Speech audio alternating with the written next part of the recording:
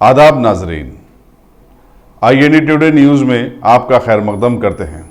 आइए देखते हैं ये तफसीलात।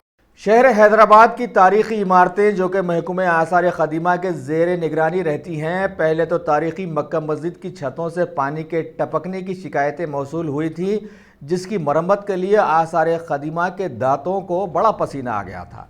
लेकिन अभी हैदराबाद के 400 साल कदीम इमारत बर्रे सग़ीर में एकदम रोशन चार मीनार की बीच की मंजिलों से भी पानी के रिसने का वाक़या देखने में आया।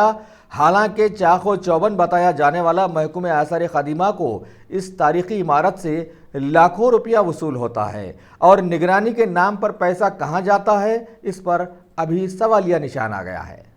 अगर आपने हमारे चैनल को सब्सक्राइब नहीं किया है तो आपको यहाँ सब्सक्राइब बटन दिख रहा है, उसे क्लिक करिए और सब्सक्राइब कीजिए और साथ ही साथ बेल आइकॉन को भी क्लिक करिएगा, जिससे कि आपको ताजा अपडेट मिलते रहे।